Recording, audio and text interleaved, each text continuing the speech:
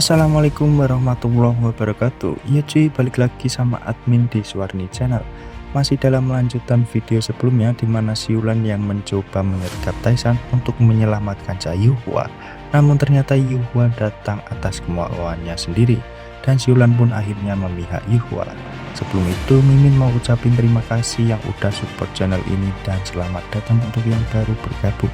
Sebelum masuk ke alur ceritanya, Mimin intro dulu ya.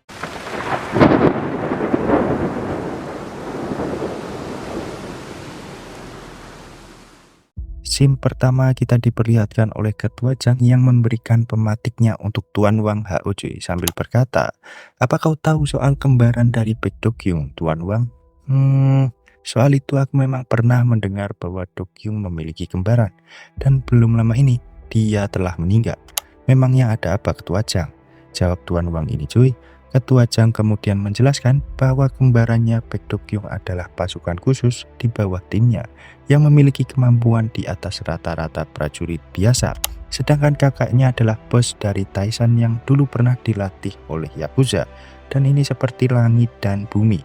Tuan Wang hanya menyimak dan kemudian berkata, "Ayolah, apa yang sebenarnya ingin kau katakan Ketua Zhang? Walau kehidupan mereka bagai langit dan bumi, namun mereka memiliki kesamaan, yaitu wajah mereka." Dan Tuan Wang, bagaimana jika Baek Dokyung adalah Baek Yisou? Jawab Ketua Zhang ini cuy. Terlihat juga ada bos dari Gyeorang cuy, yaitu Taehyung yang berkata, "Jadi maksudmu pemimpin Taisan saat ini adalah Baek Yisou?" Ketua Zhang menjawab, itu mungkin saja." Atas penjelasan Ketua Zhang, Wang Hao kemudian berkata sambil mematikan rokoknya cuy, "Entah itu Dokyung atau Yisou, emang apa pentingnya bagi kita? Semuanya sama saja, mereka akan hancur." Scene Mimin pindah ke tempat yang sudah tak asing lagi bagi penonton setia Suwarni Channel. Iya, markas Taisan, di mana pertemuan Yuhua dengan Siulan akhirnya membuat Siulan lebih berpihak kepada Yuhua dibanding dengan perintah dari Wang Hao. Terlihat Dokyung palsu menggulung kemejanya dan Siulan yang melepas jas putih ia kenakan, bersiap untuk sebuah pertarungan. Dan Cha Yuhua mencoba menghentikan Siulan agar tak jadi bertarung ya cuy. Setelah persiapannya selesai dan Siulan yang telah mengeluarkan golok pembunuh naganya berkata, "Dengar, jika kau menang entah itu aku atau Yuhua, kau bebas melakukan apapun. Dan aku bisa jadi anjing setiamu. Tapi jika aku yang menang, aku yang akan membawa kepalamu ke Tiangsong." Di sini Yuhua yang masih mencoba membujuk Siulan dengan berkata, "Aku tahu kau ingin sekali melakukannya, namun bagaimana jika kau terluka?" Dokyung menjawab teriakan Yuhua dengan berkata, "Jangan cemas Direktur Cha, aku tidak akan kasar padanya," sambil menjatuhkan belatinya. Melihat tindakan Dokyung tersebut, Siulan langsung melakukan gerakan serangan dengan menyabetkan goloknya secara horizontal, namun masih bisa dihindari oleh Dokyung. Di sela-sela pertarungannya, Siulan menanyakan kepada Dokyung terkait tekadnya untuk menang melawan Tuan Wang dengan berkata, "Taisan, apa kau pikir bisa menang melawan Wang Hao dan Black Dragon Triad?" Dokyung menjawab, "Ya aku hanya cuma perlu melakukannya kan." Mendengar jawaban Dokyung yang seolah meremehkan, Siulan sambil dengan cepat merubah arah serangannya berkata, "Aku tanya, apa kalian semua siap?" Setelah itu serangan Dokyung masuk dengan cepat mengincar dagu Siulan cuy. Siulan sempat ingin jatuh ke belakang dan saat memposisikan dirinya lagi, kepalan Dokyung sudah tepat di depan wajah Siulan. Di sini Dokyung yang menghentikan tinjuannya dan berkata, "Kau bertanya apa kami siap? Kau dibesarkan oleh Wang Hao, makanya kau bertanya seperti itu. Sekarang kenapa kau sendiri lebih memilih Yuhua? Apa kau seorang pengkhianat Siulan?" "Aku sangat benci pengkhianat." Siulan menjawab dengan berkata, "Sejak aku tiba di Seoul, aku hanya punya satu misi, yaitu melindungi Yuhua, dan aku setia akan hal itu." Sambil menepis tangan Dokyung cuy, kemudian Siulan melanjutkan serangannya dengan mengayunkan goloknya, namun berhasil ditinju oleh Dokyung membuat golok Yuhua terlempar ke atas cuy. Sekarang pertarungan lebih terasa adil dengan menggunakan tangan kosong, saling tinju dan tepis membuat pertarungannya semakin seru. Kali ini Siulan mencoba menyerang dengan tendangannya namun masih bisa untuk ditangkap Dokyung. Dokyung dengan kekuatannya membanting Siulan. Siulan jatuh tak bisa bergerak dan Dokyung yang berkata, "Entah itu Wang Hao, Black Dragon, aku akan menghabisinya dengan Taishan kami." Scene berpindah di sebuah perkantoran tepatnya di daerah Incheon, di mana sekretaris cantik Taishan terlihat sedang menunggu kedatangan seseorang. Ternyata adalah Sungmin dan Jin Wong. Sekretaris Taishan ini berkata, "Terima kasih telah menyempatkan hadir di sela jadwalmu yang padat." Sungmin bertanya kepada sekretaris, "Memangnya siapa yang hendak kita temui hingga kami perlu kemari?"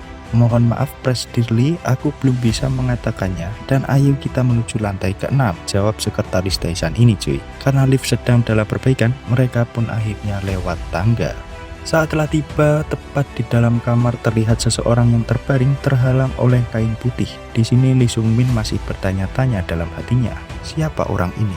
Dan saat penghalangnya dibuka cuy, ternyata adalah Baek Dokyung asli yang terbaring koma. Di sini Sungmin sudah tidak kaget ya cuy, karena momen pertemuannya pertama dengan Dokyung palsu, Sungmin sudah menduga hal ini. Terlihat cara dia menghabisi 9 elit Yilhak saat itu. Berbeda dengan Jin Wong yang masih merasa heran dan berkata lirih, "Kalau begitu siapa yang sering kali kita temui?" Lee Sungmin menjawab, "Orang itu adalah kembaran dari Baek Dokyung." Jin Wong berkata lagi, "Lalu soal pemakamannya?" Sekretaris Taishan membantu menjawab dengan berkata, "Pemakaman tersebut juga buatan kami, Tuan Jin Wong. Dan aku ingin bilang ke kalian sampai Tuan Baek Dokyung asli kami bangun. Jangan sampai ada orang lain mengetahui hal ini."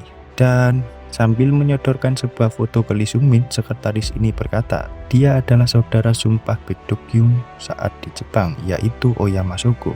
Dan tampaknya mereka akan mengunjungi Seoul. Mohon bekerja samalah."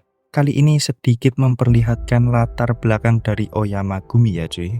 Terlihat hotel di wilayah Jepang. Saat itu polisi mendapat laporan dari seorang pengunjung bahwa di lantai atas terdengar keributan dan saat hendak menghampiri didapati orang-orang pada membawa senjata tajam. Tak lama kedua polisi ini langsung menghampiri tempat kejadian. Terlihat polisi yang melihat daftar tamu kaget dan berkata, "Sialan, seharusnya kau kasih daftar tamunya dahulu." Namun polisi yang satunya masih bersemangat untuk menegakkan keadilan. Sesampainya di lantai yang dimaksud ternyata benar, terlihat dua orang yang memegang pisau. Polisi ini kemudian menyuruhnya untuk tidak bergerak lebih jauh dan meletakkan senjatanya. Berbeda dengan temannya, karena sadar siapa yang akan dihadapinya, ia menyuruh rekannya untuk menyudahinya saja. Dan dor, polisi ini mengeluarkan tembakan peringatan. Karena di luar berisik, Shogo dengan baju tidurnya keluar yang sudah dipenuhi noda darah sambil membawa samurai. Shogo kemudian berkata kepada bawahannya, "Oi Satsu, apa kau yang menembakkan pistol di hotel?" Sambil mendekati kedua polisi ini ya cuy. Polisi yang satunya menjelaskan bahwa dia dan rekannya mendapat laporan dan tidak tahu bahwa Oyama yang di sini. Shogo kemudian berkata, "Kalau seperti itu berarti ini adalah salah kami dan aku akan bekerja sama. Jadi kemari ikuti aku." Polisi yang tidak tahu siapa yang ia hadapi berkata, "Hei senpai, kenapa kau menundukkan kepalamu kepada mereka?" Senpainya pun berkata, "Diam kau, sebaiknya kau mempersiapkan dirimu." Kedua polisi ini pun kaget melihat apa yang ada di hadapan mereka. Terlihat lantai kamar yang sudah dibanjiri oleh darah dan beberapa mayat sudah tergeletak. Kedua polisi ini kemudian mengerti siapa yang dihadapinya cuy. Setelah keributan kecil, Shogo kemudian menerima sebuah telepon dengan berkata, "Halo, Oyama di sini, ada apa? Apa maksudmu? Apa yang terjadi dengan Baek Dokyung? Apa aku harus ke Korea memastikannya?" Waktu berjalan, tibalah saat Oyama Shogo dan bawahannya tiba di Korea. Tepatnya di markas Taishan untuk memastikan saudara sumpahnya Baek Dokyung baik-baik saja. Terlihat Lee Sungmin dan Jin Wong yang datang untuk menyambut mereka. Saat keluar dari mobil, Shogo mengatakan, "Jadi ini si gunung besar Taishan itu." Terlihat Sungmin yang mendekat dan memberi salam dengan membungkukkan badannya ke Shogo cuy sambil berkata, "Selamat datang di Taishan. Aku adalah Lee Sungmin, ketua Yilhak, afiliasi Taishan saat ini." Keramah tamahan Sungmin hanya diabaikan cuy dan Shogo yang berkata, "Seorang sepertimu menjadi ketua, suruh Baek Dokyung keluar." Melihat Lee Sungmin diperlakukan seperti itu, Jin Wong berkata lirih, "Keterlaluan, apa boleh dia sekasar itu terhadap pemegang posisi ketua organisasi?" Sungmin yang dilewatinya begitu saja tak tinggal diam. Sungmin menahan koper yang dibawa oleh bawahan Shogo. Kali ini semuanya terfokus pada Sungmin. Dan Sungmin berkata, Bagaimana bisa organisasi kecil seperti kita bisa dibandingkan dengan Oyama yang hebat? Dan biar aku bantu untuk membawakan kopernya. Shogo kemudian berkata, ini tidak cocok bagi seorang tetua. Bisa memiliki leher yang fleksibel. Sungmin berkata lirih. Leher fleksibel katamu?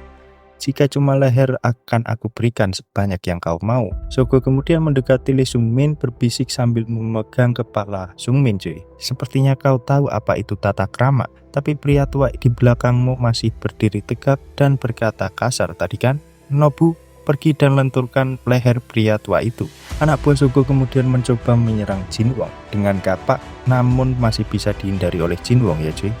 Pertarungan singkat terjadi antara keduanya dan saat tangan Jinwoo terkunci dan Nobu ingin menyerang, tiba-tiba datanglah pertolongan dari Dokyung palsu cuy yang langsung menghantam kepala Nobu ke kaca mobil dan berkata, apa yang sedang kau lakukan? Berhenti mengayunkan kapakmu ke sana kemari. Dan boom, Dokyung palsu menghantamkan kepala Nobu sampai kaca mobil ini pecah cuy. Dokyung berkata kepada Shogo, Aniki, apa kau sedang dimarahi oleh ayahmu? Kenapa kau begitu pemarah? Dokyung mendekati Shogo dan berkata, ini Seoul bukan wilayah Oyama, ini adalah Taishan milikku, kau paham? Aduh, keren sih ini cuy. Ya, bagaimana kelanjutan alur ceritanya? Apa yang terjadi antara kedua saudara sumpah ini nantinya? Nantikan hanya di Suwarni Channel. Akhir kata Mimin pamit undur diri dan jangan lupa cuy, minum susu setiap hari. Bye.